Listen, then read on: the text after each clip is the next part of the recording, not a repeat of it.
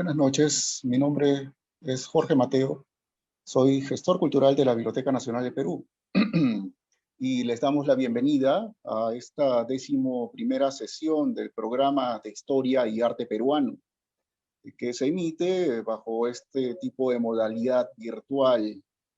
Bueno, este programa tiene por finalidad generar un espacio de reflexión en torno al arte peruano y sus principales manifestaciones, siempre desde un enfoque histórico y cultural. Bueno, antes de presentar a nuestra expositora, queremos recomendar a nuestros amigos participantes que nos acompañan que pueden formular sus preguntas mediante dos maneras. Uno, los asistentes que se encuentran en la sala de Zoom pueden escribirnos al chat justamente de la plataforma Zoom, y quienes nos acompañan por el Facebook de la Biblioteca Nacional nos pueden escribir por los comentarios. Siempre agradecemos que estas preguntas sean breves y concisas.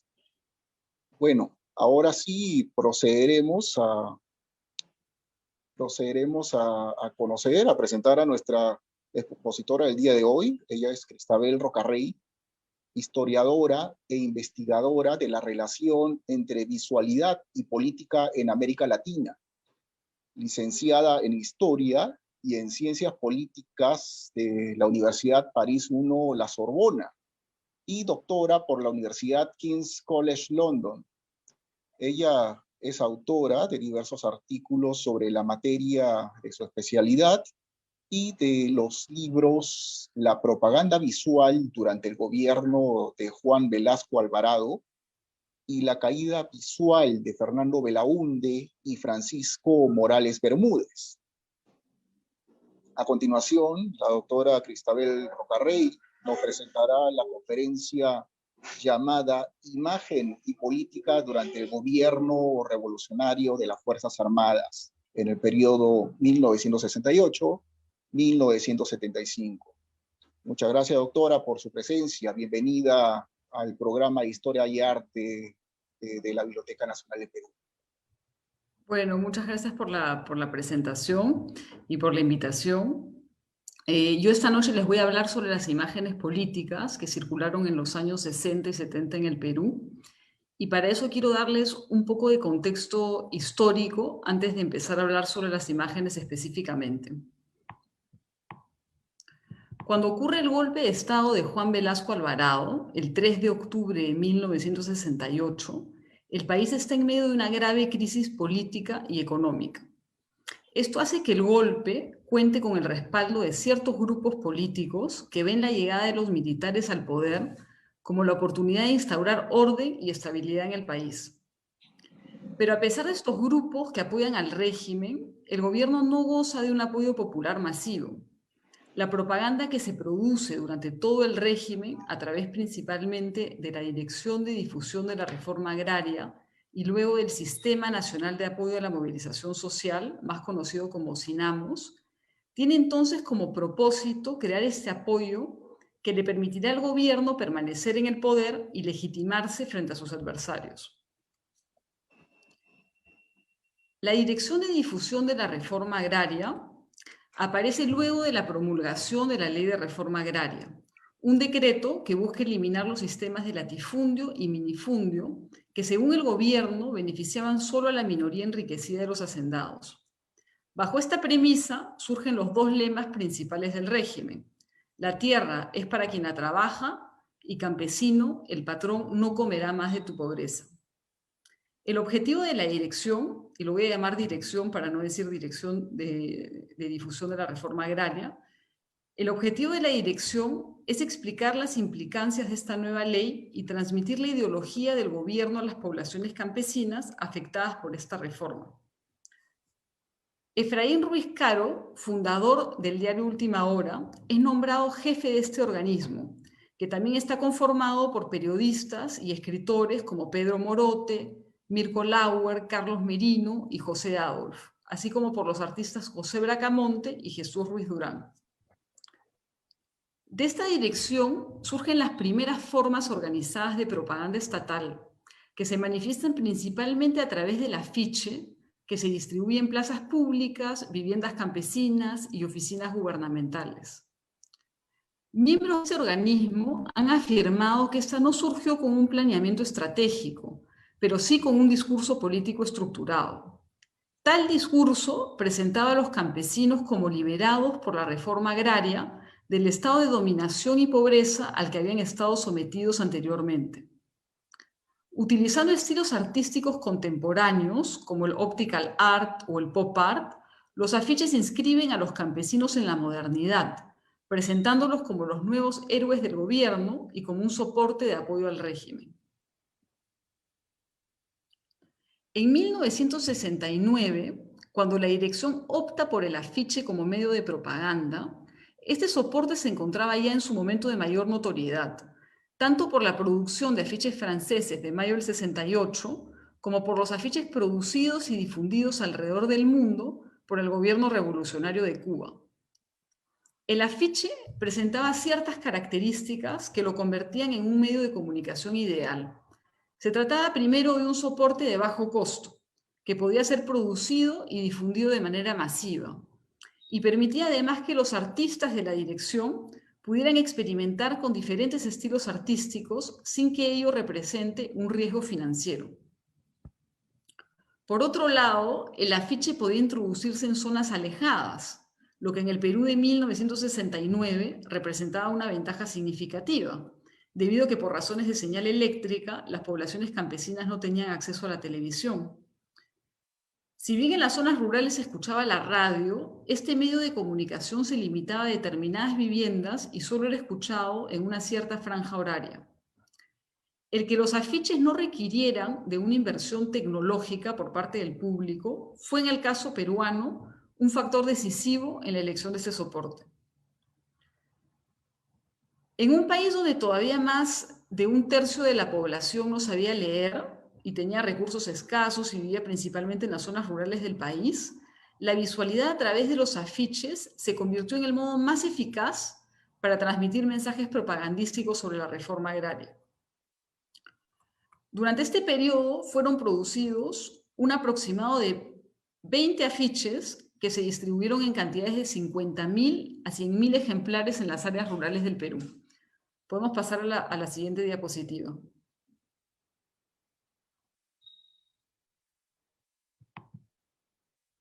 Uno de estos afiches distribuidos y realizado en versiones de diferentes colores presenta al líder precursor de la independencia, José Gabriel Condorcanqui, Túpac Amaru II, quien dirigió en el siglo XVIII en Cusco una extensa rebelión contra la dominación española y que hasta el momento aparecía en los textos escolares como un personaje marginal en la historia del Perú.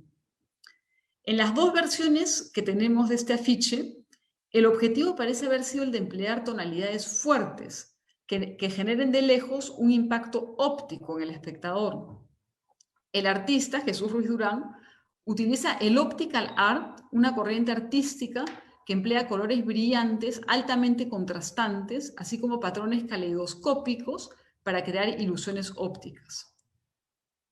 La elección de Túpac Amaru como un personaje clave de la propaganda de la dirección demuestra que el gobierno buscó establecer desde un principio un vínculo con el mundo andino y en particular con la herencia incaica. Y es que si bien Túpac Amaru II era mestizo, durante su vida siempre reivindicó su legado inca, proclamándose legítimo descendiente del Zapa inca Túpac Amaru I. La presencia de un héroe histórico en la propaganda oficial del régimen no caracteriza solamente el proceso peruano. El uso del pasado y de personajes históricos es un recurso comúnmente utilizado en la política para legitimar un gobierno o un partido. Esto se refleja, por ejemplo, en la propaganda del gobierno revolucionario de Cuba y particularmente en los afiches de la Comisión de Orientación Revolucionaria y de la Organización de Solidaridad de los Pueblos de Asia, África y América Latina, más conocido como OSPAL. Aquí incluido, por ejemplo, un afiche en el cual podemos ver al Che Guevara. Estos eran organismos cubanos encargados de difundir imágenes en donde aparecía desde 1959 el rostro del Che Guevara como una manera de justificar la lucha revolucionaria. Entonces, si el gobierno de Velasco Alvarado recupera la figura de Túpac Amaru II, siguiendo la misma recuperación que hizo el gobierno cubano con la imagen del Che Guevara, es porque el líder cusqueño permitía justificar la reforma agraria a través de la temática de un país invadido luchando todavía por su libertad e independencia. Además, este personaje también se adecua a la teoría de dependencia que se estaba difundiendo en los años 60 en América Latina y a través del cual se exhortaba a los países de la región a liberarse de la dominación estadounidense. A través de Túpac Amaru, el Perú aparece entonces como una nación que busca independizarse de los dominadores del pasado y del presente. De esta manera, la dirección busca presentar a Túpac Amaru como un personaje mítico, ya que el líder cusqueño no representa solo un momento específico en la historia del Perú, sino que encarna un ideal de lucha revolucionaria. La utilización de elementos abstractos en el afiche, que se presenta tanto en las formas geométricas como el triángulo o el óvalo, en las líneas paralelas y sinuosas que recorren la imagen y en los efectos ópticos que éstas producen, pudo haber truncado la comunicación que se estaba buscando conseguir con la población. El artista no parece haber utilizado un lenguaje político y artístico que pudiera ser entendido con facilidad. Desde el primer vistazo, por ejemplo, el uso de texto excluye al público que no sabía leer. El texto debajo del encabezado está impreso además en tipo pequeño, lo que no favorece la lectura del transeúnte. Y la composición visual produce múltiples significados que requieren ser descifrados por el espectador. La inclusión de elementos simbólicos y abstractos contradice los principios de la propaganda política, que exigen simplicidad y entendimiento instantáneo. Podemos pasar a la siguiente diapositiva. En otro afiche difundido por la Dirección de Difusión de la Reforma Agraria, vemos nuevamente la utilización del arte abstracto para publicitar los objetivos de la reforma agraria. En la parte superior, el afiche que lleva un eslogan que dice "Reforma agraria en el Perú a fondo", está constituido por un fondo de pequeños recuadros verdes y un primer plano de círculos amarillos y blancos que recuerdan la obra de artistas del optical art, como del húngaro Víctor Vasarely o de la británica Bridget Riley. Todos estos artistas ya habían presentado obras donde las figuras circulares concéntricas, los elementos lineales y los colores eran utilizados para crear un efecto visual de profundidad y movimiento. El propósito principal de este afiche no parece ser informativo. La información a través del texto es muy breve y poco precisa. El mensaje instantáneo que transmite este afiche a los espectadores no se encuentra entonces en el contenido explícito de la imagen o del texto, sino en el uso de una estética moderna, el optical art, que de manera simbólica comunica la idea de un país renovado y presente en la escena internacional.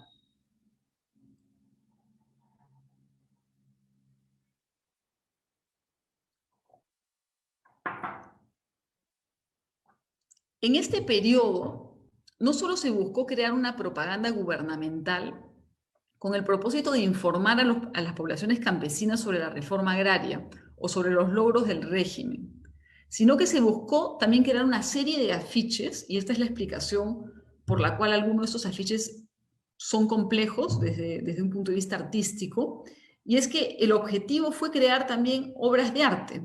Hay que pensar que los artistas que creaban estos afiches tenían también un deseo de afirmarse desde un punto de vista creativo. En una entrevista que le hice a Jesús Ruiz Durán hace ya varios años, él reconoce que existía una intención de convertir los afiches en una obra artística para el espectador. Y ahora voy a citar sus palabras. No solo se trataba de comunicar, sino también se tenía que tener un alto grado de esfuerzo estético, de calidad gráfica. Uno no busca realizar un afiche que cumpla solamente con su finalidad de comunicación. El afiche tiene que tener presencia, tiene que ser excepcional, como para que la gente lo guarde, lo enmarque, lo robe y no lo tire a la basura. Fin de cita. El deseo por parte de Ruiz Durán de que los afiches fuesen enmarcados y conservados demuestra que la propaganda buscaba presentarse como un arte popular que pudiera ser coleccionado. Pasemos a la siguiente diapositiva.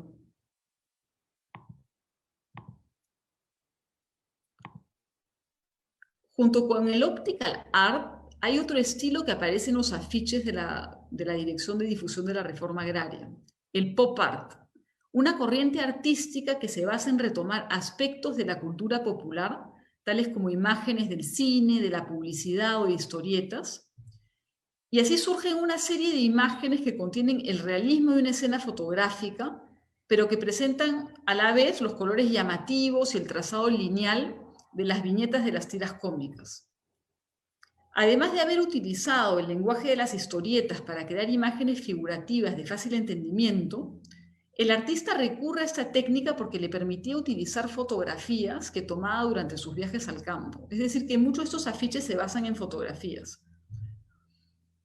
A diferencia de los afiches anteriores, donde el entendimiento del mensaje del afiche se hacía a través de una descodificación previa que obligaba al lector a hacer un esfuerzo para encontrar el significado, en este afiche la escena no solamente es rápidamente entendida por el lector, sino que hay una intención de apelar directamente a sus emociones. La representación de dos personajes que provienen de los Andes peruanos y parecen ser madre e hijo tiene como intención generar una reacción emocional de empatía en el espectador. Mientras que el niño es representado en el primer plano observando el lente de la cámara, la figura femenina está en un segundo plano, representada con menor detalle, pero observando también al espectador. La vestimenta con agujeros en el niño que reflejan su pobreza y la posición corporal de inactividad sugieren desaliento y desesperanza. El texto que dice reforma agraria, base de una nueva sociedad, implica un antes y un después, determinado por la idea de una nueva sociedad futura y una posible implementación de la reforma agraria en el momento en el que se afirma la frase. El discurso que transmiten los elementos gráficos, que es uno de desaliento frente a la pobreza, difiere del mensaje transmitido por el texto, que anuncia un cambio social de envergadura, puesto que dice reforma agraria, base de una nueva sociedad. Este afiche es uno de los pocos afiches de la reforma agraria que transmite gráficamente un discurso sobre la situación de precariedad del campesinado, ya que la dirección privilegia un discurso en el cual se muestra a los campesinos que transmiten fortaleza y victoria, como en la siguiente imagen. Ya podemos pasar a la siguiente diapositiva.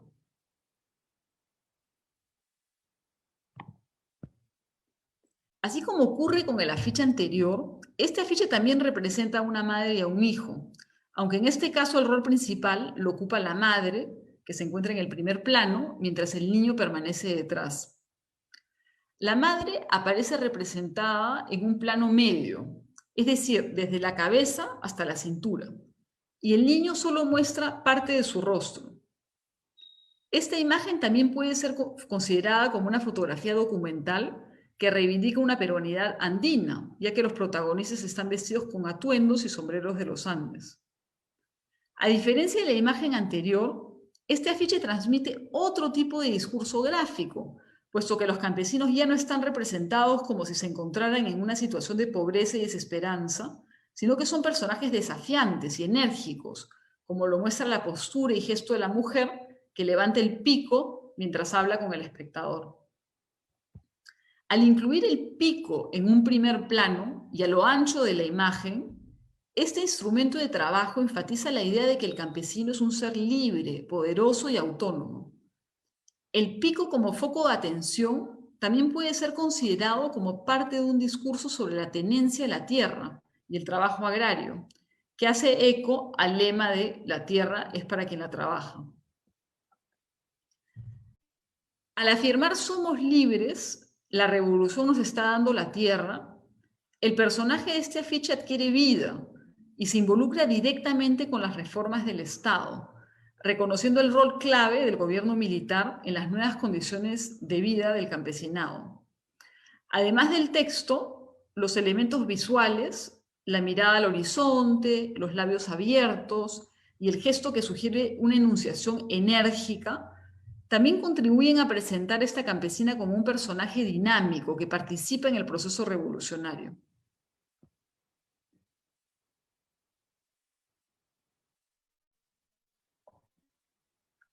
Podemos pasar a la siguiente diapositiva.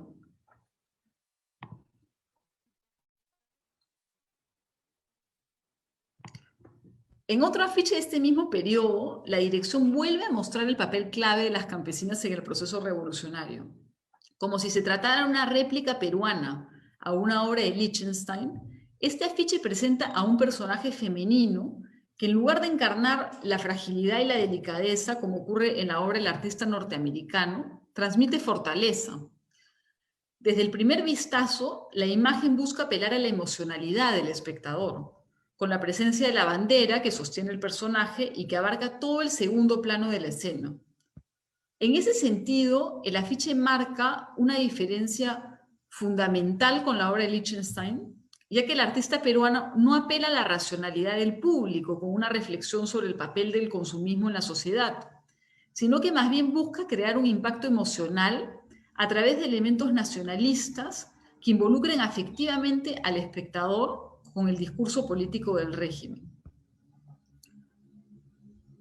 Este afiche, así como la imagen anterior, demuestran la voluntad de establecer una comunicación política de mujer a mujer, así como en el afiche de Howard Miller, que presenta a un personaje femenino mostrando los músculos de su brazo para transmitir la idea de que las mujeres pueden contribuir al esfuerzo militar. El afiche de la dirección también busca reunir el apoyo de la población femenina. Para ello, el artista peruano utiliza ciertos recursos retórico-visuales para convencer al público del mensaje político transmitido. Primero, parece haber querido establecer un cierto grado de intimidad entre el personaje representado y la audiencia. Y por eso la mujer está enfocada en un plano medio corto, es decir, desde la cabeza hasta la mitad del torso. Y eso crea una impresión de cercanía con el espectador. Esta toma en primer plano, que establece una relación de proximidad entre emisor y receptor, se ve reforzada también a través de la mirada del personaje hacia el público. Lo que demanda este personaje, a través de la mirada, queda explicado en el globo con Rabillo, donde la campesina insta a las mujeres a participar dentro del proceso revolucionario. Las mujeres norteñas estamos con la revolución. Tú también debes estar presente formando un hogar revolucionario. El texto afirma que las mujeres deben involucrarse en la revolución, pero se sugiere que esta participación debe reflejarse en el ámbito doméstico. Si bien no se establece claramente lo que es un hogar revolucionario, el afiche sugiere que el apoyo a las reformas del gobierno debe extenderse a todos los miembros de la familia y debe ser incentivado por las mujeres dentro del hogar. En ese sentido, se podría observar que en este afiche se presenta un discurso tradicional sobre el rol de la mujer, ya que se le asocia a la esfera doméstica, a pesar de que esto no correspondía del todo a la realidad que se vivía en el Perú de ese momento, en donde las mujeres representaban en el sector rural un 40% de la mano de obra. Este afiche busca entonces incentivar la politización de todas las esferas de la vida campesina, tanto la pública como la privada. Esta absolutización de la política se ve reflejada también en los lugares donde se colocaban los afiches, ya que muchos de ellos eran pegados dentro de las viviendas campesinas. Si bien en el Perú la inclusión de propaganda dentro de las casas no fue obligatoria como en la China maoísta, sí hubo una intención de politizar la esfera privada de los campesinos. Y en ese sentido se puede considerar que la propaganda de este periodo buscó ser totalizante, ya que se esperaba por parte de la población un compromiso completo con el régimen.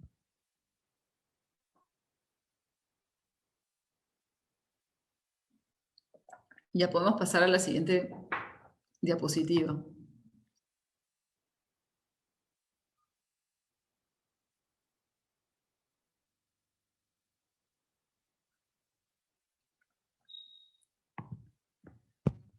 Así como existió una propaganda que transmitía un discurso sobre el rol de las mujeres dentro de la revolución, también hubo durante la reforma agraria una producción de afiches destinada específicamente al público masculino.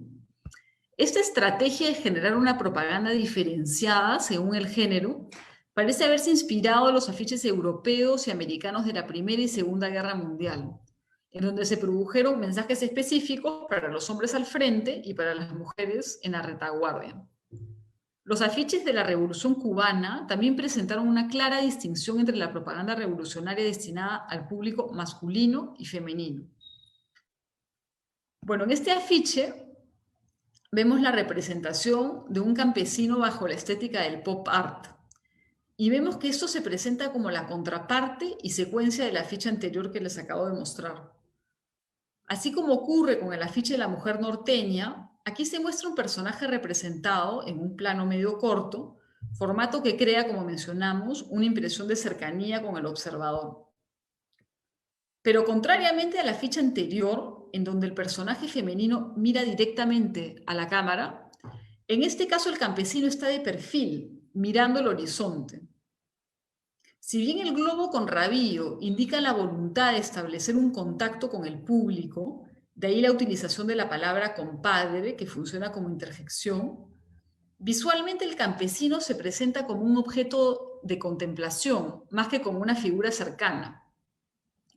Implícitamente se transmite entonces la idea de que el público debe aspirar a tener las mismas características de este personaje que aparece asociado a la fuerza, la valentía, al trabajo. El machete apoyado en el hombro del personaje puede interpretarse de dos maneras. Primero, como un arma de ataque, ya que el texto sugiere la existencia de enemigos de los cuales hay que defenderse. Y segundo, como una herramienta de trabajo, puesto que el personaje es un campesino y el machete se utiliza ampliamente en las labores del campo para cortar la caña de azúcar.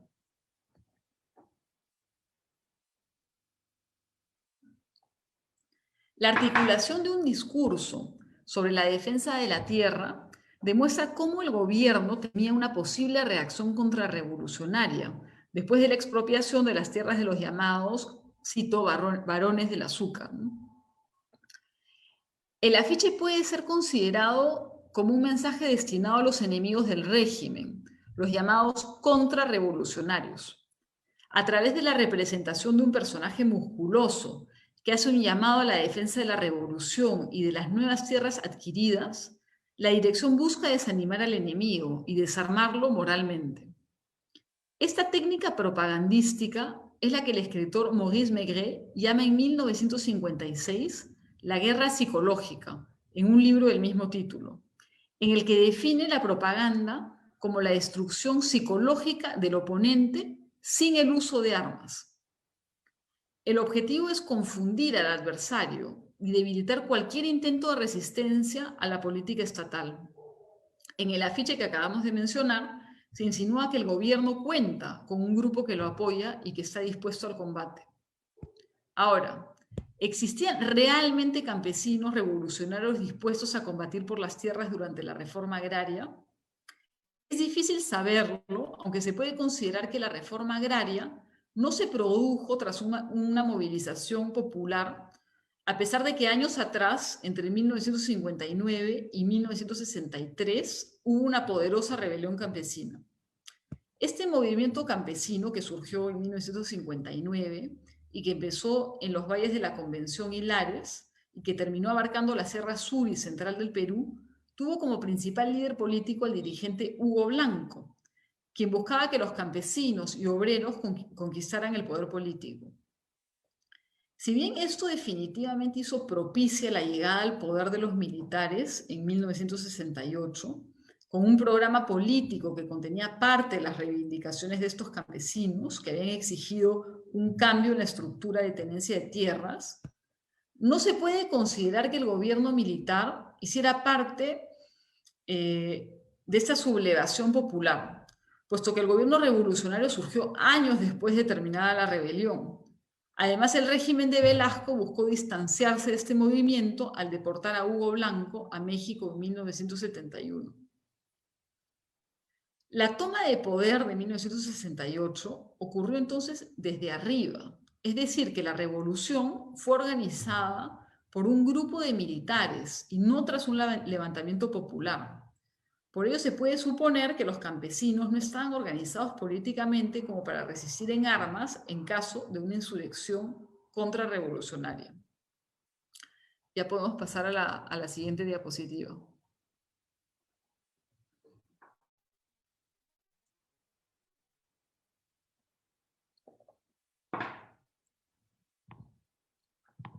Los afiches de la dirección no solo tenían un propósito político, algunos de ellos también tenían un rol simplemente informativo. En otro afiche de este periodo, que hace uso de la solarización y la estética del op art, vemos que se busca informar sobre los nuevos derechos del campesinado. El artista presenta una escena en la que se muestra un grupo de trabajadores en plena labor agrícola. Representados como siluetas anónimas, los personajes forman una fila. Los dos primeros personajes a la izquierda están con el pico levantado. Los del centro aparecen encorvados en el suelo, mientras que el último personaje a la derecha tiene una posición similar a las figuras del otro extremo, como para sugerir una cadencia de trabajo. El afiche está destinado, como su título lo indica, a un segmento de la población en particular, los campesinos de la provincia de Cajamarca, y busca anunciar la ley de reforma agraria a los trabajadores rurales de esta zona del país. En el encabezado podemos leer: si trabajas tierras de otros en Cajamarca, tu situación cambia. Además de tener un texto informativo que anuncia un cambio en el statu quo, el párrafo en tipo más pequeño que lo sigue menciona el derecho de los campesinos a ser propietarios de las tierras en donde trabajan. Y ahora voy a citar el texto. La reforma agraria llegó a Cajamarca. Si eres feudario o trabajador en el campo, nadie te puede sacar de la tierra que trabajas, porque tienes derecho preferencial para ser propietario. Se acabaron los gamonales. Infórmate. Además de buscar transmitir una información, este afiche también presenta una visión idealizada de la labor en el campo. El artista presenta una escena en donde los personajes se funden con el paisaje que los rodea, sugiriendo que el campesino y la tierra se complementan. En otro afiche similar, que emplea la técnica de la solarización, se presenta también a un grupo de trabajadores rurales en plena labor agrícola. Los campesinos están divididos en dos planos. En un primer plano vemos a 4 trabajadores recogiendo la cosecha de manera simultánea, mientras que en un segundo plano aparecen otros 4, pero en este caso labrando la tierra y sirviéndose de yuntas y bueyes. A diferencia de la ficha anterior, en esta imagen los personajes se dividen en dos grupos, que se diferencian por el género y por la labor realizada. Los hombres aran la tierra y las mujeres colocan las semillas. El encabezado del afiche que dice "sácale el jugo a tu tierra" demuestra nuevamente la preocupación por parte del gobierno de incentivar a la producción.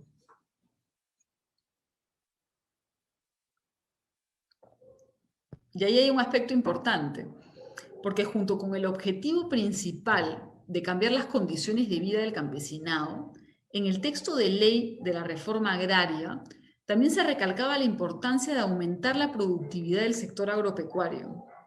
Se trataba con ello de contrarrestar las críticas de aquellos que consideraban que la reforma agraria significaría un declive en los altos índices de productividad. Y por ello la Dirección de Difusión de la Reforma Agraria hace un llamado en este afiche a los campesinos para que trabajen las tierras y para que mantengan el nivel de producción. La representación de los campesinos trabajando de manera sincronizada enfatiza el ideal de una población rural que trabaja de manera solidaria y disciplinada. En este caso, a diferencia de los afiches anteriores, no se busca presentar modelos individuales, sino se busca publicitar un modelo colectivo de campesinado. Para enfatizar el carácter grupal, ambos afiches presentan a los personajes sin mucho detalle, sea como siluetas en el fondo de la imagen o como personajes cuyos rasgos son imperceptibles porque se funden con el paisaje. El sol saliente que brilla en ambos afiches ubica la escena en las primeras horas del amanecer y sugiere una labor dedicada y extensa por parte de estos trabajadores.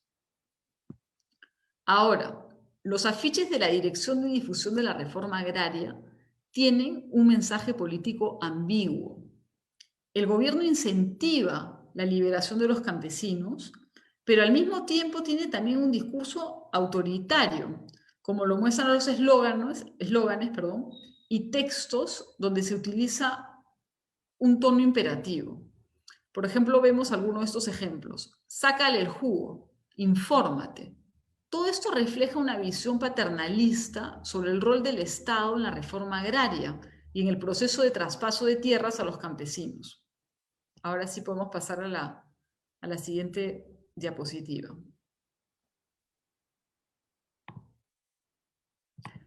Otro afiche de este periodo expresa claramente esta relación autoritaria, replicando imágenes propagandísticas de la Primera Guerra Mundial, como el afiche de Alfred Lied que dice "We need you", difundido en el Reino Unido en 1914, y en su versión estadounidense, el afiche de James Montgomery Flagg, que dice "I want you for US Army", de 1917. En el primero vemos al ministro británico de guerra, Lord Kitchener, y en el segundo al tío Sam, ambos señalando con el dedo al espectador y conminándolo para que se enliste en el ejército. En el afiche peruano se presenta un campesino andino con chullo, poncho y pala, señalando también con el dedo índice al espectador. Para enfatizar la importancia y la urgencia del mensaje, Ruiz Durán incluye en un segundo plano un contorno de color amarillo y blanco que representa una explosión, tal y como la encontramos en la obra de Lichtenstein, Small Explosion. Tanto el uso del tuteo a través del modo verbal como del dedo índice a través del modo visual indican que el afiche se dirige al campesino de manera individual y no como si fuera parte de una colectividad. Este recurso retórico es una manera de involucrar emocionalmente y personalmente al público, sugiriéndole que el gobierno lo reconoce individualmente. A diferencia de otros afiches, donde la representación de un campesino buscaba hacer que el espectador se identifique con el personaje, en este afiche no hay una intención de crear una relación de empatía entre emisor y destinatario, puesto que el personaje es claramente una encarnación del poder. Esto lo demuestra incluso el dedo índice que apunta al espectador, no de manera, o sea, el dedo índice no está señalado de manera horizontal, sino hacia abajo. Vemos también que el rostro transmite firmeza a través de los rasgos marcados, de las líneas de expresión y de los labios. Y la elección de un chullo rojo con una franja blanca, que es una alusión a la bandera peruana, contribuye a que el espectador, el observador, asocia a este personaje a un representante del gobierno o una personificación del poder, tal como sucede también en el afiche británico y estadounidense.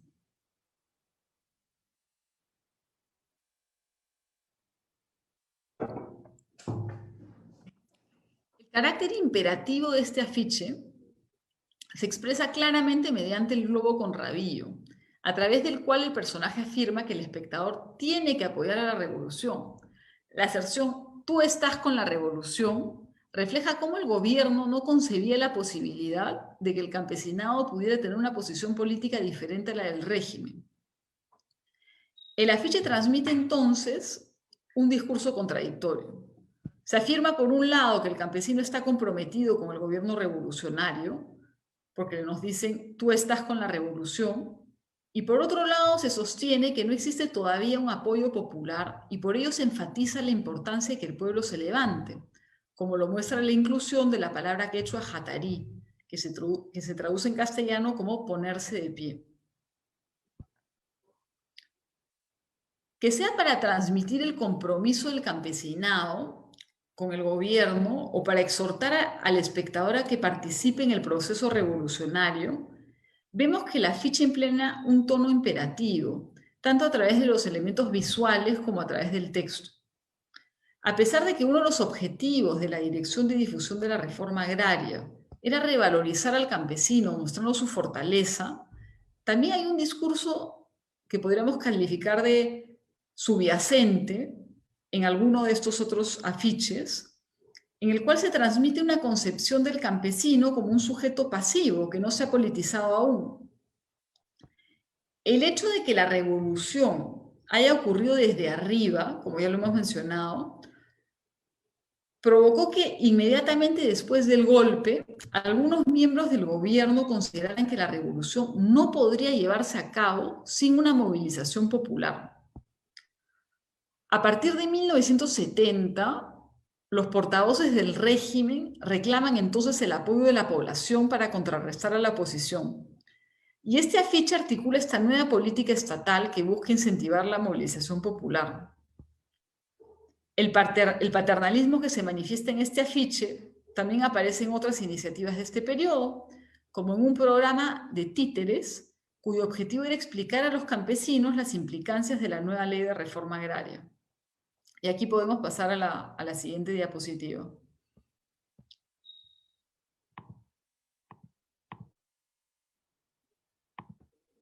Estos espectáculos que se desarrollaban en el marco de otras actividades políticas, charlas en las que, por ejemplo, se explicaba a los campesinos cómo organizarse en cooperativas, traducían de manera simplificada tanto los aspectos legales de la reforma agraria como la ideología del régimen.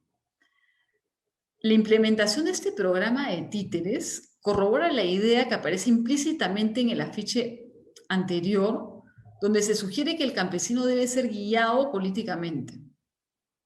Si bien el gobierno buscaba ayudar al campesino reivindicándolo, también replica de alguna manera inconsciente los discursos de las clases dominantes criollas peruanas. Todo este periodo de los afiches se caracteriza entonces por esta ambivalencia. Se afirma que el campesino está liberado del yugo de los hacendados, pero al mismo tiempo el gobierno se presenta como un agente de control. Y eso lo vemos claramente en la siguiente diapositiva.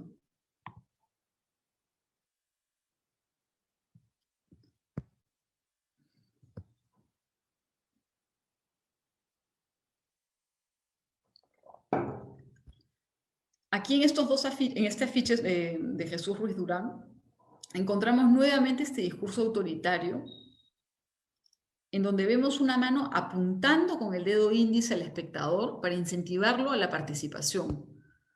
Como una referencia a los afiches de la Segunda Guerra Mundial, aquí el artista peruano representa únicamente un brazo, una mano y un dedo índice.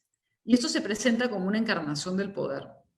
El segundo plano enfatiza el impacto y la fuerza del mensaje, replicando una explosión en el lenguaje visual de la historieta contemporánea.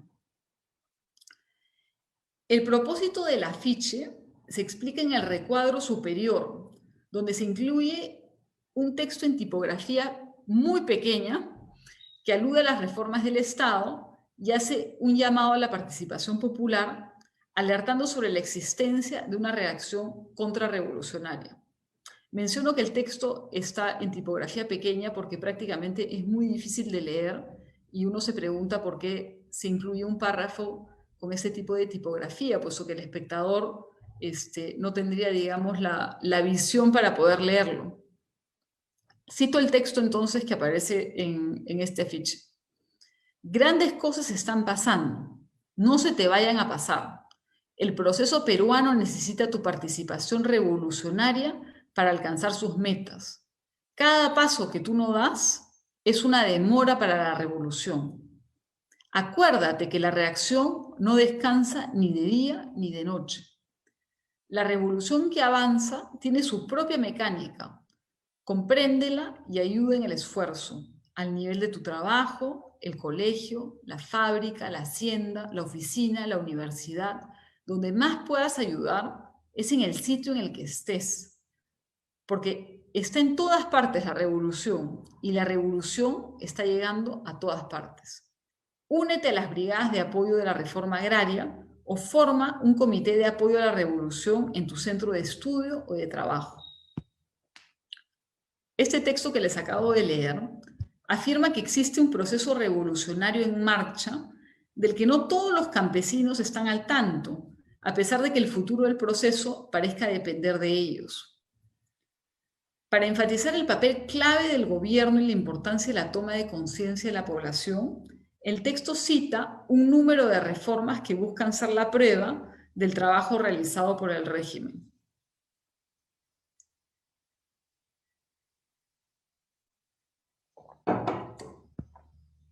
Así como en afiches anteriores, se alude aquí a la importancia de participar en el proceso político. Pero en este caso se menciona por primera vez cuáles son los organismos que pueden canalizar esta participación. Las brigadas de apoyo de la reforma agraria y los comités de apoyos a la revolución. El texto también sugiere que esta cooperación puede provenir no solo de los campesinos, como en afiches anteriores, sino también de los colegiales, los universitarios y los obreros.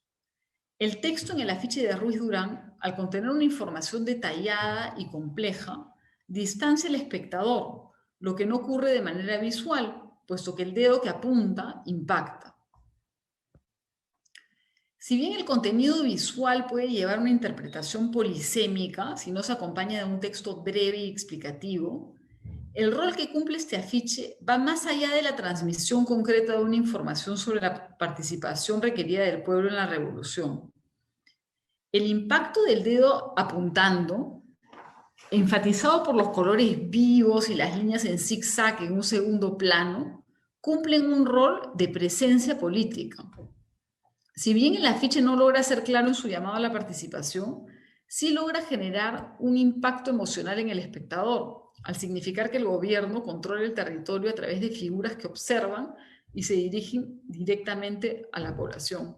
Hay que imaginarse caminándose en una calle, en algún lugar del Perú, con todos estos afiches pegados en las paredes, definitivamente crea una cierta conmoción. Las imágenes que se difunden durante este periodo tuvieron entonces diferentes propósitos.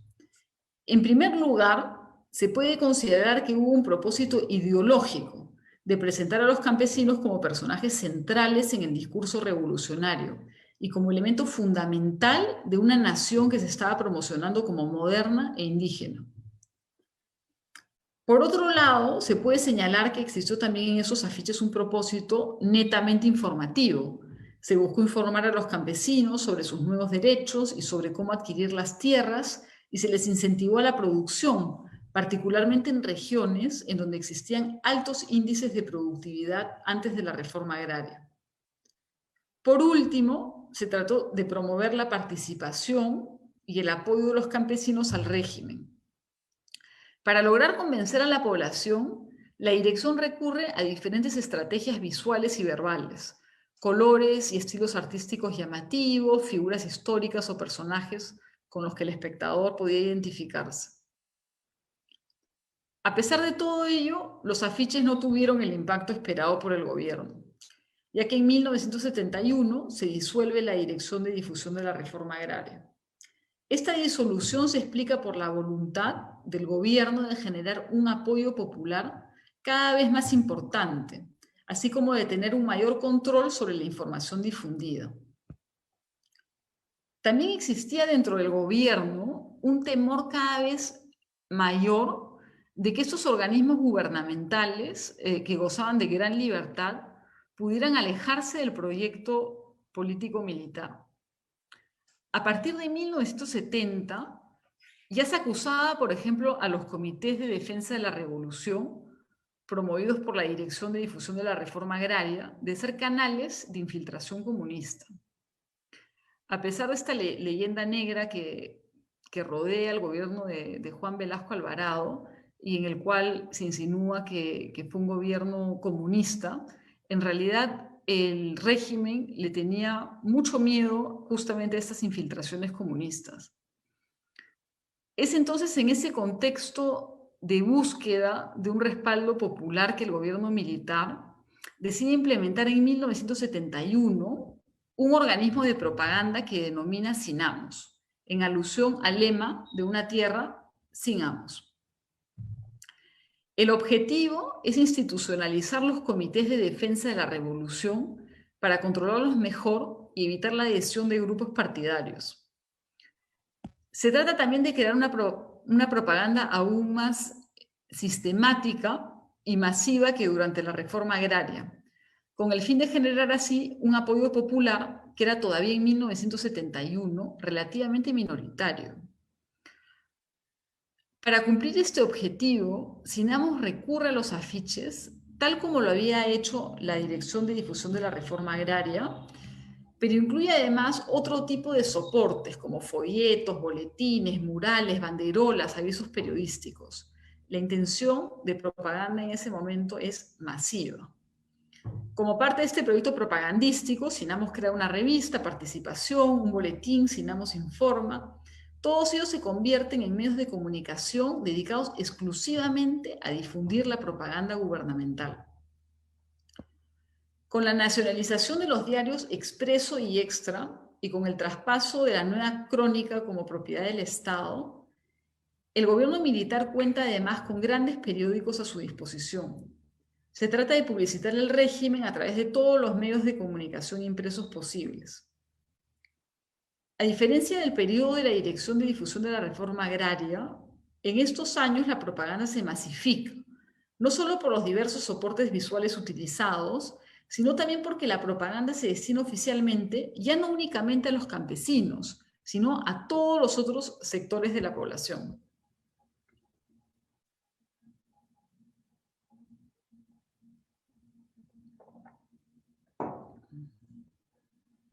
El gobierno cuenta además con una gran infraestructura y con el apoyo de un grupo de artistas e intelectuales que le permiten producir un material propagandístico variado.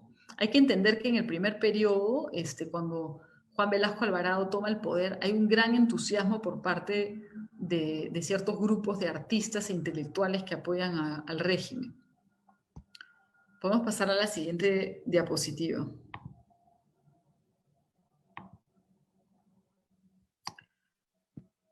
Entonces estamos en el segundo periodo, ¿no?, en el cual aparece Sinamos y desaparece la Dirección de Difusión de la Reforma Agraria. En ese momento hay un cambio en la visualidad. Surgen una serie de imágenes en las que se presenta la clase trabajadora, sea de la industria petrolera o metalúrgica, como personajes corpulentos, fuertes y enérgicos, mientras que la industria, a través de las torres petroleras, aparece como desarrollada y próspera. La inclusión de los trabajadores industriales y de las torres petroleras en la propaganda del régimen demuestra la articulación de un discurso sobre una industria ordenada y eficiente, y de una acción revolucionaria productiva y enérgica. Esto difiere de las imágenes producidas entre 1969 y 1971, las imágenes que acabamos de ver, donde se mostraba el sector agrícola como elemento central de la campaña propagandística. A diferencia del periodo anterior, en esos años del Sinamos no parece haberse puesto peso en transmitir la idea de modernidad a través de recursos simbólicos, como las corrientes artísticas de vanguardia, sino más bien a través de la representación figurativa de torres petroleras o maquinaria que surgen como símbolos de un país industrializado. La difusión de estas imágenes, donde se evoca, por ejemplo, el Día de la Dignidad Nacional, es una manera para el gobierno de afianzarse y legitimarse, y de presentarse como parte de una historia nacional cuya trama es la liberación. El Día de la Dignidad Nacional se crea en respuesta a los medios de prensa que habían reclamado, unos meses antes del golpe de Estado de Velasco, firmeza y orden por parte del gobierno de Belaúnde. Apenas tomado el poder en 1968, el gobierno revolucionario de las Fuerzas Armadas lo instaura entonces con el fin de conmemorar la toma de poder, la toma de Talara, y para responder a este reclamo de los grupos de poder sobre la necesidad de una mayor soberanía nacional. Ahora se conoce poco, pero uno de estos grupos de poder que reclamaba la toma de la International Petroleum Company fue, por ejemplo, el comercio. El concepto de dignidad nacional fue recurrentemente empleado por el gobierno, sea en los mensajes presidenciales o en la propaganda, para referirse a esta liberación del dominio imperialista. Por ejemplo, en el mensaje de Velasco Alvarado, conmemorando el primer aniversario de la toma de Talara, el presidente afirma, cito, «La lucha por el petróleo fue la lucha por la soberanía y la dignidad de esta nación». El 7 de octubre de 1972, el ministro de Transporte y Comunicaciones, el general Aníbal Mesa Cuadra, pronuncia al personal de su gabinete un mensaje similar. Cito nuevamente. «Cada año que pasa el Día de la Dignidad Nacional tendrá un significado mayor, porque junto con la celebración de un acto de soberanía será la ratificación de la voluntad de un pueblo que ha decidido su destino mediante la libertad plena. Así como existieron términos que predominaron en la esfera de la comunicación política, también se crearon imágenes que traducían visualmente este mismo discurso. Es el caso de la Torre Petrolera, que se convierte en un símbolo de esta nueva independencia nacional. A través de su inclusión en una serie de imágenes, el régimen busca evocar la idea de una nación libre y soberana. La inclusión de la torre petrolera en la propaganda remite así a la soberanía, al orgullo nacional, como lo muestran las imágenes publicadas durante este periodo, en donde la torre petrolera se convierte en un nuevo símbolo nacional, apareciendo oficialmente, por ejemplo, en el diseño de estampillas. Así como Sinamos y los medios de comunicación gubernamental utilizaron un símbolo patrio tradicional como la bandera para introducir las torres petroleras en la iconografía oficial, lo mismo ocurre con la figura de Túpac Amaru y la de Velasco Alvarado. La imagen del caudillo cusqueño es utilizada para transferir emociones favorables hacia la figura del presidente. Para enfatizar el vínculo entre Túpac Amaru y Velasco Alvarado, Sinamos y los diferentes medios de comunicación del gobierno revolucionario de las Fuerzas Armadas comenzaron a publicar imágenes en donde ambos personajes aparecen vinculados. Esta técnica visual parece haber sido retomada de la propaganda soviética, en donde se presentaba a Lenin junto a Stalin para significar la idea de una sucesión política. Y eso lo podemos ver en la siguiente diapositiva.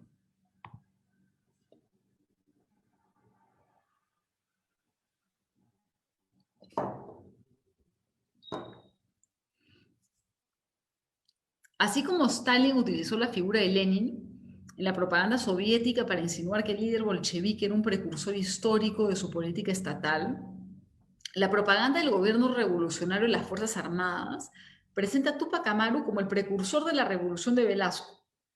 Esta idea de un linaje histórico-político aparece en este afiche a través de la posición de los personajes y de sus dimensiones. El caudillo cusqueño en un segundo plano es una figura imponente que se encuentra en el pasado, mientras que Velasco Alvarado en un primer plano encarna el presente político. En este afiche el artista utiliza un estilo figurativo, empleando colores vivos que contribuyen a mitificar a los personajes. Velasco, representado con su uniforme militar, mira de perfil, sonriente y con el puño levantado. En una posición similar, detrás de él, Túpac Amaru, vestido en un traje tradicional español del siglo XVIII, está con las cejas fruncidas, los labios abiertos como si estuviera pronunciando una arenga y la cabellera al viento. Mientras que Velasco es representado en rojo, color asociado a los revolucionarios desde el siglo XVIII, Túpac Amaru está en azul, como una figura en sombra que parece representar el espíritu del caudillo.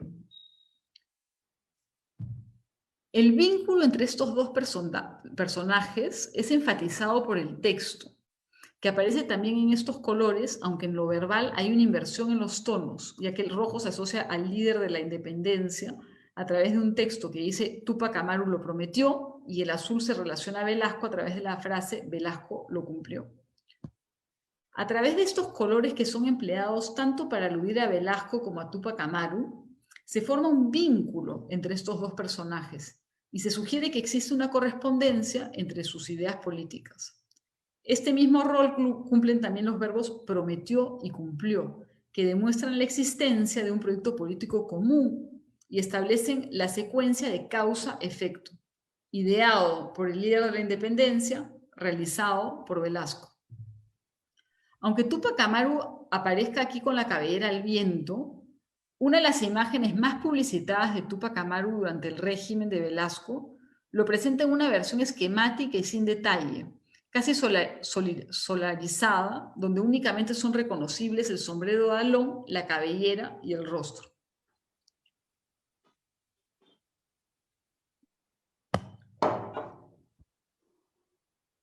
Después de 1971, Este logo no solo es retomado por Sinamo, sino también por todos los medios de comunicación, apareciendo como una de las imágenes más representativas del gobierno militar. Hubo cierta polémica por esta caracterización de Túpac Amaru, puesto que algunos historiadores consideraban que el sombrero era una decisión arbitraria, que no se adecuaba a la realidad histórica. Pero la controversia sobre el sombrero Túpac Amaru parece haberse dado más por razones ideológicas que por razones históricas, porque se consideraba que el uso del sombrero era una alusión a que Túpac Amaru tenía una descendencia española y que no era un peruano de origen prehispánico. Y esto aparecía como una contradicción con el mensaje que el régimen buscaba transmitir de una revalorización de lo incaico. A pesar de esta polémica, que se inició en 1970, esta figura esquemática de Túpac Amaru con sombrero fue difundida ampliamente durante todo el régimen. Junto con esta propaganda también surgen otras imágenes en las que se empieza a desarrollar lo que se podría denominar como un culto a la personalidad alrededor de la figura del presidente. Esto no lo vemos en el primer periodo de la Dirección de Difusión de la Reforma Agraria. Esto aparece sobre todo en el periodo de Sinamos. Esta aparición de Velasco en la propaganda política del régimen representa un cambio significativo en la visualidad del periodo, porque como lo acabo de mencionar, los afiches que eran difundidos durante la reforma agraria, los líderes militares no eran representados en las imágenes propagandísticas. Y esto es porque en un principio el gobierno militar quería presentarse como una revolución institucional, donde no cabían personalismos. Pero esto cambia con Sinamos, ya que se producen una serie de imágenes en donde Velasco es presentado como un líder admirado y aclamado por la población. Y eso también lo podemos ver en la siguiente diapositiva.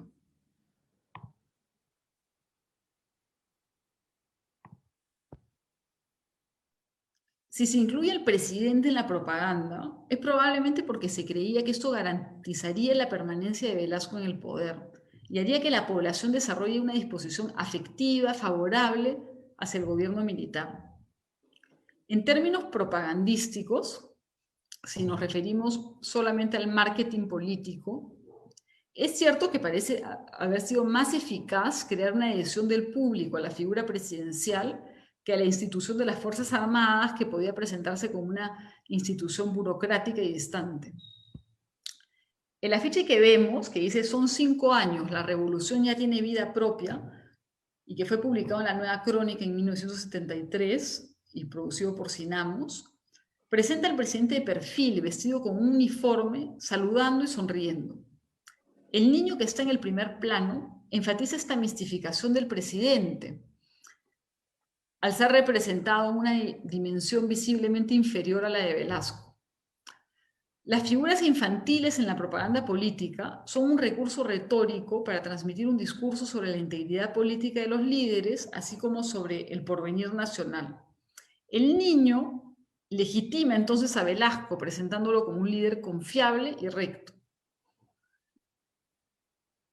Dentro de esta retórica visual que busca enaltecer a Velasco Alvarado y presentarlo como una figura imponente y popular, la propaganda de Sinamos se dedica también a difundir imágenes que critican a los enemigos del gobierno revolucionario de las Fuerzas Armadas. Sinamos y los diferentes medios periodísticos del gobierno publicitaban la existencia de enemigos era para generar mayor apoyo hacia el régimen. La existencia de una amenaza enemiga se menciona verbalmente es solo con la implementación de Sinamos que estos adversarios son visualmente representados. El gobierno identifica así a un enemigo internacional, que es el imperialismo, y a un enemigo interno, que es la oligarquía, compuesta por las élites criollas de las cuales hacen parte los hacendados. Los enemigos aparecen como personajes que buscan quebrantar el orden nacional, atentando contra la población y el régimen militar. Y eso también lo vemos en la siguiente diapositiva. El afiche Alto a la Contrarrevolución, difundido en 1973, presenta una imagen que busca demostrar cómo la oligarquía y el imperialismo son responsables de provocar una situación de caos dentro de la nación peruana. La yuxtaposición de fotografías de mujeres y niños llorando e imágenes caricaturescas de la oligarquía, de la CIA, del presidente Gerald Ford y del secretario de Estado norteamericano Henry Kissinger, que era una suerte de escena dramática que presenta una relación de causa-efecto. Aquí el artista emplea un recurso propagandístico que se llama incito a la piedad. A través de la representación de una situación dramática, la imagen trata de provocar una reacción emocional de compasión en el espectador para que tome posición en contra de los enemigos del régimen. En el afiche podemos ver al centro de la imagen, echado sobre una serie de bolsas y cajas de productos de primera necesidad, azúcar, harina, aceite, arroz, entre otros, un personaje en color azul que representa la oligarquía. Su despreocupación, enfatizada por sus brazos detrás de la cabeza, sus piernas levantadas y sus ojos cerrados, lo presentan como indiferente a la situación de necesidad nacional. El oligarca es un títere cuyos hilos son movidos por el tío Sam, quien lleva bajo el brazo una carpeta con el título CIA. La presencia del presidente Gerald Ford y de su secretario de Estado Henry Kissinger sugieren también que el gobierno de Estados Unidos era responsable de las penurias en el Perú. Y ahora ya, a modo de conclusión, podemos pasar a la siguiente diapositiva.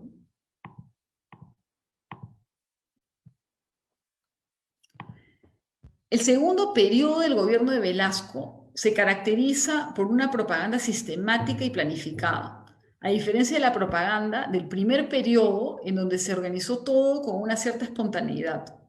A través de la publicación de una serie de imágenes en la cual se crean nuevos símbolos como las torres petroleras y nuevos héroes nacionales como los trabajadores industriales, el gobierno militar busca legitimarse. Esta propaganda organizada tiene como objetivo asegurar la permanencia en el poder de las Fuerzas Armadas y de Velasco Alvarado, quien, como vimos, fue presentado por la propaganda como un líder carismático y popular. Pero el 29 de agosto de 1975, Velasco Alvarado es depuesto de su cargo por un golpe militar organizado por uno de sus ministros de Estado, el general Francisco Morales Bermúdez. No solo la propaganda no logra asegurar la continuidad de Velasco en el régimen, sino que esta puede considerarse un fracaso, ya que no logró generar el apoyo popular esperado. La censura que no existió durante el periodo de la reforma agraria, donde los miembros de la dirección gozaron de una gran libertad para producir los afiches, sí primó en el segundo periodo gubernamental, provocando que la propaganda se volviera repetitiva y poco innovadora. Esta rigidez institucional se evidenció también en un concurso de pintura organizado en 1971 para encontrar la imagen oficial de Túpac Amaru, y el cual fue declarado desierto a pesar de los 98 artistas que participaron. Esto sucede porque a medida que avanza el régimen de Juan Velasco Alvarado, hay un control hacia los artistas cada vez más importante. Y esto tuvo un impacto en las otras áreas culturales como el cine. El director Federico García Hurtado no logró, por ejemplo, que sus películas Tierra sin patrones, Wando y Runan Kaiku salieran al aire, a pesar de haber sido auspiciados por Cinamos. El fracaso de Cinamos se basa en esta contradicción permanente. Por un lado, la institución buscaba generar un mayor apoyo popular y hacía llamados para que el pueblo milite. Y por otro lado, tenía cualquier iniciativa popular que no fuera controlada por el régimen. La dirección gozó por su parte de una gran autonomía durante los años que funcionó. No solo no existió ningún tipo de censura, sino que los miembros de esta dirección tenían total libertad para escoger las estéticas y los mensajes que había que transmitir. Es esta libertad que permitió que los afiches de este periodo fuesen innovadores y artísticos. Es esta libertad también que podría explicar las numerosas contradicciones que surgieron, por ejemplo, en estos afiches, ¿no? Porque, por ejemplo, las referencias a obras estadounidenses, cuando el gobierno se autoproclamaba antiimperialista, o la alusión a un campesinado libre dentro de afiches donde se refleja también un discurso autoritario. Pero bueno, a pesar de estas contradicciones, los afiches de este periodo representan un cambio importante en la narrativa visual peruana. Antes del gobierno de Velasco, los campesinos aparecían como figuras relegadas o satirizadas en los avisos periodísticos, en las caricaturas, en las historietas, mientras que en estos afiches los campesinos son héroes modernos, poderosos y con convicciones políticas. Es cierto que este cambio en la representación visual no se acompañó de una reforma que cambiara concretamente las condiciones de vida de este sector de la población.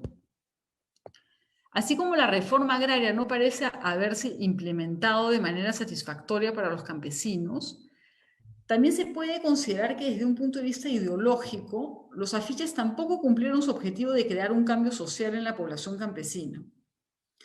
La propaganda que circuló durante este periodo incluía textos en español, a pesar de que la población campesina era en su mayoría quechua hablante.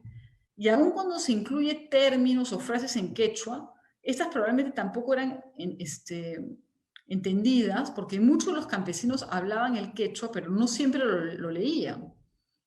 Se puede suponer que el entendimiento de esos afiches ocurría entonces a través de intermediarios, distorsionando el propósito inicial, que era el de establecer una comunicación directa entre el gobierno y los campesinos, porque ese era el propósito, que el gobierno pudiera comunicarse directamente con los campesinos, y eso no ocurrió.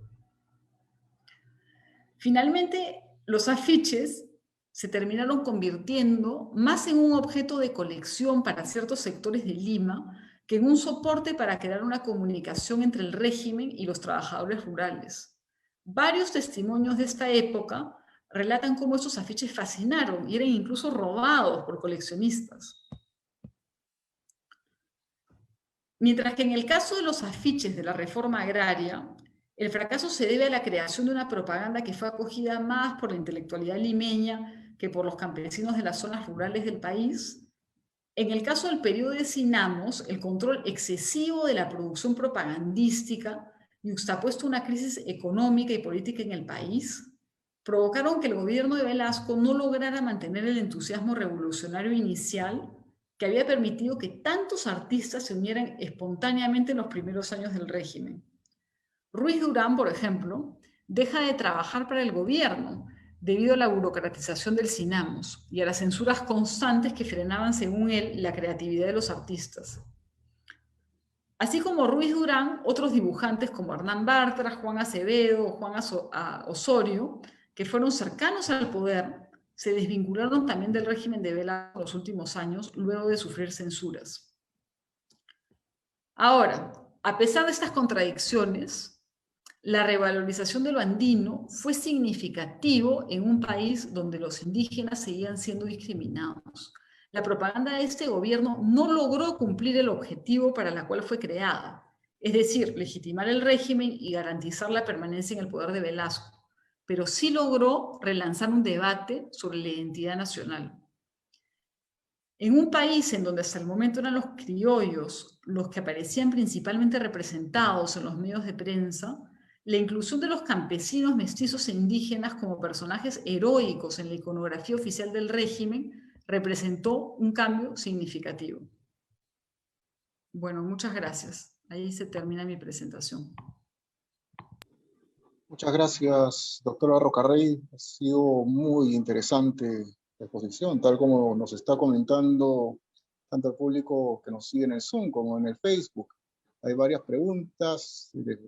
Definitivamente, por cuestiones de tiempo, queremos quizá englobar en una pregunta también una consulta que nos están haciendo varios usuarios, ¿no? Bueno, esto también nos hace recordar algo que habíamos conversado previamente al inicio de esta ponencia, que fue una exposición que hubo al respecto en la Biblioteca Nacional con el IFEA. Sí.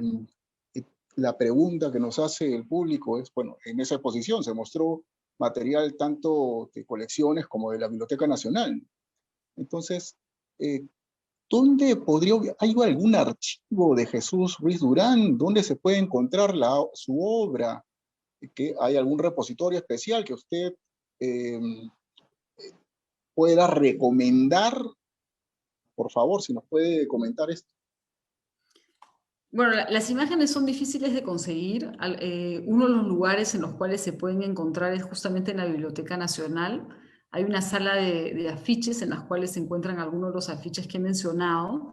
También hay el Museo de Arte de Lima, que tiene dos colecciones muy importantes, una de las cuales ha sido donada por Francesco Mariotti, que participó también en el trabajo de Cinamos. Y claro, también hay varias colecciones privadas, entre las cuales Jesús Ruiz Durán tiene una colección privada de los afiches que se generaron en ese momento. Pero es cierto que muchos de esos afiches se perdieron. Hubo una intención durante el gobierno de Francisco Morales Bermúdez de alguna manera de borrar parte de este periodo, y es una pena porque efectivamente hay un archivo que se ha perdido y que se está tratando a través de diferentes investigadores de recolectar. Bueno, yo publiqué un libro hace unos años sobre este tema. Ahí se pueden encontrar algunas de las imágenes a manera de índice, puesto que no son imágenes grandes, pero para las personas que estarían interesadas en ver qué tipo de imágenes se crearon en ese momento, podrían consultar el libro. Y también hay una autora que se llama Ana Kant, que publicó un ensayo también hace unos años en los cuales menciona parte de la iconografía de este periodo. Muchas gracias, doctora Cristabel Rocarrey, por esta fascinante intervención sobre propaganda política, sobre propaganda de la reforma agraria y de la época de General Velasco. Antes de concluir esta sesión, les comentaremos que todas estas, igual que las otras sesiones de este programa de Historia y Arte Peruano, han sido grabadas y se van a colgar próximamente en las redes sociales de la institución, tanto en el Facebook, el YouTube y en nuestro podcast que tenemos. Bueno, al público asistente les agradecemos bastante su participación en el día de hoy y les recordamos que tenemos una última sesión de este programa de Historia y Arte Peruano. Esto se dará este viernes 12 de marzo. En esta fecha contaremos con la doctora Gabriela Germaná, que presentará la conferencia Miradas al Arte Contemporáneo en el Perú. Finalmente, los invitamos a todos a que nos sigan nuestras diversas actividades culturales que tenemos en la institución y que las realizamos por esta vía virtual. Y bueno, las recomendaciones de siempre para estas medidas de prevención que debemos tomar ante la coyuntura actual. Usar la mascarilla, lavarse las manos y mantengamos la distancia física convenida. Muchas gracias, doctora. Muchas gracias a todos. Buenas noches. Gracias.